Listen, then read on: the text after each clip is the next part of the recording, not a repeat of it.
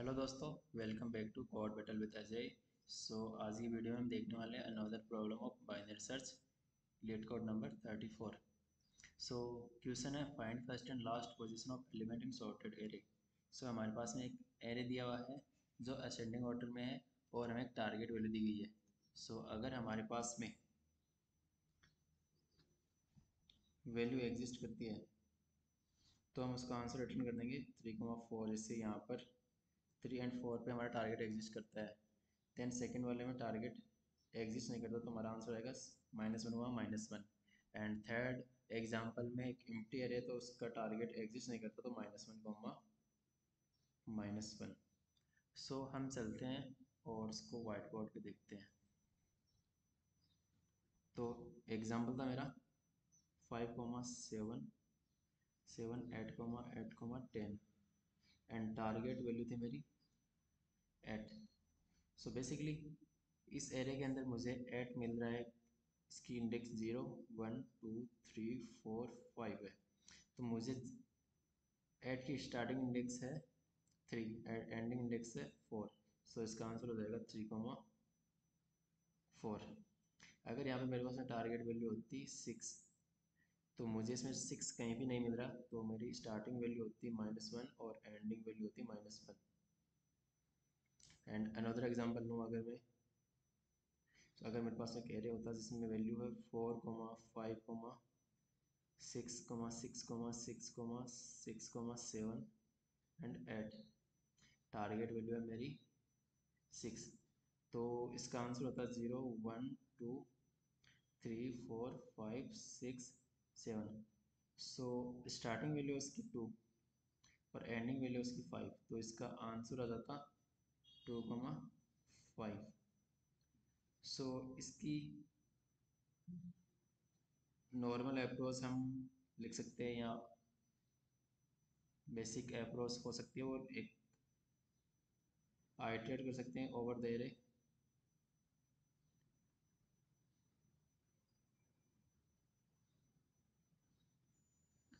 रहे और हम चेक कर सकते हैं कि अगर हमारे पास में इसकी वैल्यू है या नहीं है। लाइक मैं बनाता हूँ 5,7,7 8 8 एंड 10। टारगेट है मेरे पास में 8। सो एक तो मेरे पास होगा स्टार्टिंग इंडेक्स, इसको बाय डिफॉल्ट -1। एक होगा एंडिंग जिसकी वैल्यू की -1। उसके बाद में मैं आइटरेट करता हूँ कि सबसे पहले 5 के पास में जाऊँगा। 5 8 के इक्वल है क्या? नहीं है। फिर 7 के पास में जाऊँगा। 7 8 के इक्वल है क्या? नहीं है। देन 7 वापस से नहीं है। फिर 8 के पास में। उसके बाद में जब array of 5 equal equal target हो जाएगी तो मेरे पास में आएगी कि मुझे स्टार्टिंग पॉइंट को अपडेट करना है या एंडिंग पॉइंट को। तो अगर इफ़ स्टार्टिंग इक्वल्स इक्वल -1 है, इसका मतलब कि मुझे अभी मिनिमम वाला नहीं मिला तो मैं स्टार्टिंग को कर दूंगा अपडेट, यानी कि एस को कर दूंगा मैं आई। ऑल्सो मैं एंडिंग को भी अपडेट कर दूंगा आई से।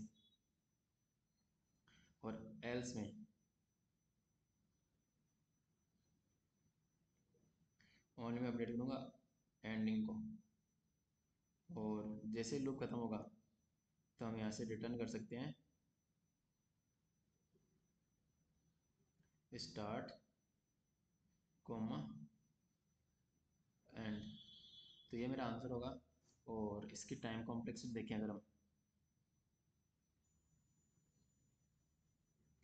टाइम कॉम्प्लेक्सिटी, तो टाइम कॉम्प्लेक्सिटी इसकी होगी बिग ऑफ एन और स्पेस कॉम्प्लेक्सिटी बिग ऑफ 1। चलो चलते हैं अपने टर्मिनल की तरफ एंड कोड करते हैं।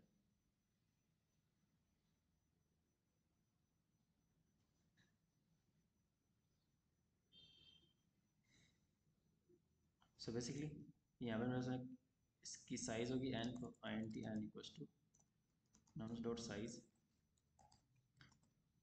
Then end start is equals to -1 end variable होगा -1। उसके बाद लूप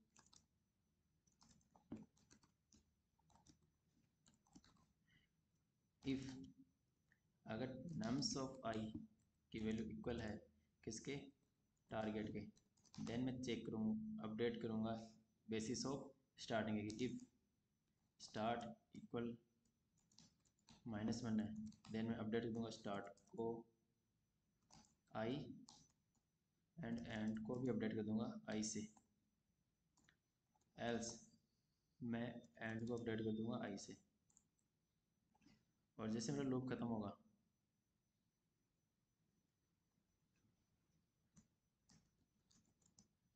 रिटर्न कर दूँगा मैं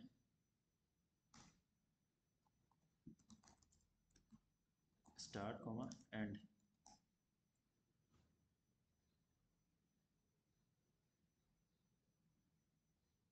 एंड सबमिट करने पर सारे टेस्ट किस पास है। बट यहाँ प्रॉब्लम है कि हमें इसको प्रॉब्लम को सोल्व करना है लॉग एन में, बट हमने इसको सोल्व किया है एन में। सो चलो इसके लिए हम यूज़ करते हैं बाइनरी सर्च एंड अप्रोच को ट्राई रन करते हैं। तो बेसिकली मेरे पास में एक एरे है 5,7 10 और टारगेट वैल्यू मेरे पास में 8। सो मैं इस प्रॉब्लम को दो पार्ट में ब्रेक कर दूँगा। पहला पार्ट कि मैं इसमें से फाइंड करूँगा मिनिमम इंडेक्स एंड दूसरा पार्ट फाइंड करूँगा मैं इसका मैक्सिमम इंडेक्स। सो यहाँ पर मुझे मिनिमम इंडेक्स से इसकी इंडेक्स मिल जाएगी 3 और मैक्सिमम इंडेक्स से मुझे मिल जाएगी 4। सो चलते हैं इसको ड्राई रन करने। तो सबसे पहले 5,7 कमा 10। तो यहाँ पर मेरे पास एक स्टार्टिंग पॉइंटर होगा 0 और एंडिंग पॉइंटर होगा मेरे पास में 0 1 2 3 4 5 5। मिड निकालूंगा, मिड आएगा 0 + 5/2 = 2। सो एरे ऑफ 2 की वैल्यू टारगेट इक्वल है क्या, नहीं है, तो स्टार्ट हो जाएगा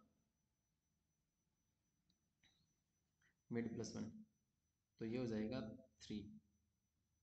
और उसके बाद मैं मिड निकालूंगा वापस 3 + 5/2 = 4। सो 0 1 2 3 4 5। सो 4 की वैल्यू इक्वल है टारगेट के, तो जो हमारा आंसर है वो अपडेट हो जाएगा -1 से 4। बट अभी भी मेरे पास में एक चांस है कि मुझे इससे मिनिमम मिल सकता है, तो मैं इस मेरे एंडिंग को कर दूंगा 3 पे। तो अब जो मेरा नया मिड आएगा वो आएगा 3 + 3/2 = 3। और 3 की वैल्यू भी टारगेट इक्वल है, तो वापस से मैं इसको अपडेट कर दूंगा 3 पे। और अभी मेरे पास तो चांस है कि मैं इसको और मिनिमम करूँगा तो उसका आंसर मिल सकता है, तो मैं इसको कर दूँगा 2। सो यहाँ पे मेरी कंडीशन फॉल्स हो जाएगी, बिकॉज मैं चेक लूप मेरा तभी तक चलेगा जब मेरा एस की वैल्यू लेस देन या इक्वल हो एंड के। तो यहाँ से मुझे आंसर मिल जाएगा 3। सेम मैं दूसरा अप्रोच करता हूँ इसके लिए कि मैक्सिमम कैसे निकालूंगा। सो मैक्सिमम के लिए सेम मिड निकालेंगे 0 + 5/2 सो = 2। 2 की वैल्यू 7 है और टारगेट वैल्यू है 8, तो वो इससे इक्वल नहीं है। सो स्टार्टिंग वैल्यू जो 0 थी और एंडिंग वैल्यू मेरी 5 थी, तो स्टार्टिंग वैल्यू इंक्रीज होके 3 हो जाएगी।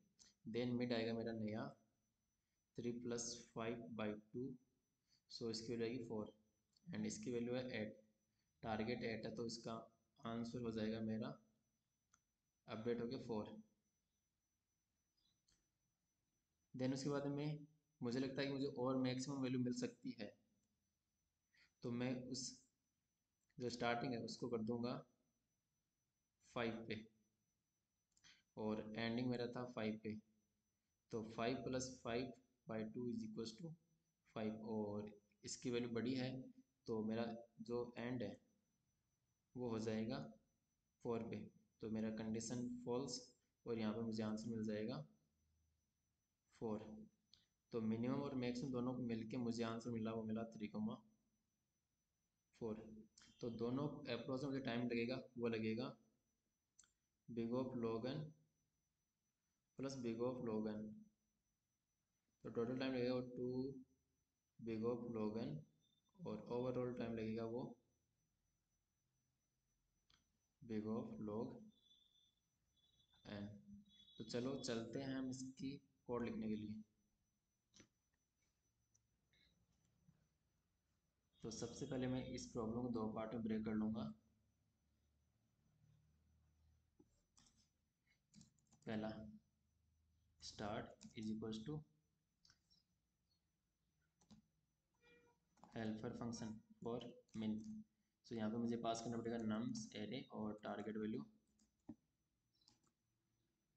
नंबर एंड टारगेट, एंड दूसरा एंड जहाँ से मुझे helper max number comma target pass करना पड़ेगा, एंड उसके बाद जो मुझे यहाँ से वैल्यू मिलेगी इसको मैं रिटर्न कर दूंगा स्टार्ट कॉमा एंड। सो चलिए बनाते हैं हम यहाँ पर helper function. So int helper minimum, so vector of nums comma target। तो सबसे पहले यहाँ पे मैं आंसर बना लेता हूँ -1, उसके बाद में स्टार्ट होगा मेरा, बना लेता हूँ मैं नम्स डॉट साइज निकाल लेता हूँ कितनी है उसकी एरे की साइज़। उसके बाद में एक स्टार्टिंग पॉइंट हो जाएगा मेरा 0, और एक मेरा एंडिंग पॉइंट हो जाएगा मेरा n-1 पे। फिर मेरा लूप चलेगा while start is less than equal to end, then mid equals to start plus end divide by 2। सबसे पहले कंडीशन इफ अगर नम्स ऑफ मिड इक्वल है टारगेट के, देन मैं कर दूंगा आंसर को मिड। उसके बाद में मुझे और मिनिमम मिल सकता है, तो मैं राइट को कर दूंगा मिड -1। दूसरी कंडीशन की एल्स इफ अगर नम्स ऑफ मिड की वैल्यू बड़ी है टारगेट से, तो मुझे इसको लेफ्ट में लेके आना पड़ेगा, तो मैं राइट को कर दूंगा मिड -1, एंड एल्स में कर दूंगा लेफ्ट को मिड +1, और यहाँ से मैं रिटर्न कर दूंगा आंसर। सेम मुझे यही मैक्सिमम के लिए लिखना है, तो इसको कॉपी कर लेता हूँ।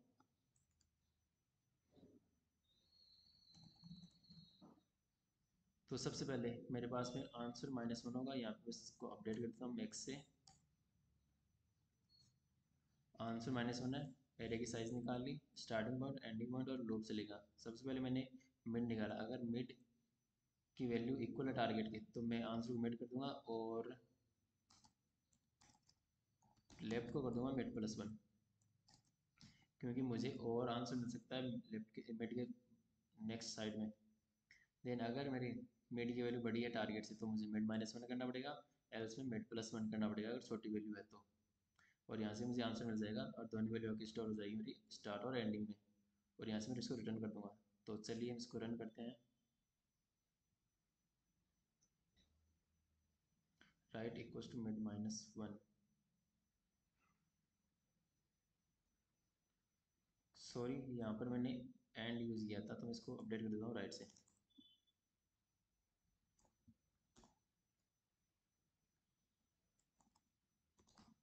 राइट, और यहाँ पर स्टार्ट का मैंने यूज़ किया था लेफ्ट, सो यहाँ पर मैं कर देता हूँ लेफ्ट, और लेफ्ट प्लस राइट। सेम मुझे ये अपडेट करना पड़ेगा मिनिमम वाले में। सो यहाँ पर एस को कर देता हूँ मैं लेफ्ट, लेफ्ट, और यहाँ पर एंड को कर देता हूँ मैं राइट। और यहाँ पे लेफ्ट प्लस राइट कर देता हूँ। देन इसको मैं रन करता हूँ।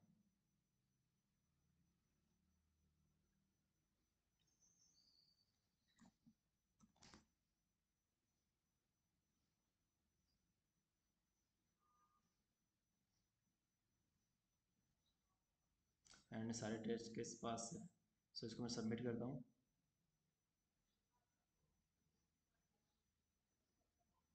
एक्सेप्टेड। तो ये प्रॉब्लम थी हमारी आज की, find first and last position of element in sorted array. So इस प्रॉब्लम को हम इजीली कर सकते हैं अगर हम इस प्रॉब्लम को ब्रेक कर ले दो पार्ट में, कि मुझे एक मिनिमम निकालना है एंड मैक्सिमम निकालना है। और मैं आपको इस प्रॉब्लम की लिंक डिस्क्रिप्शन में दे दूँगा अगर आपको इस प्रॉब्लम को सॉल्व करना है तो।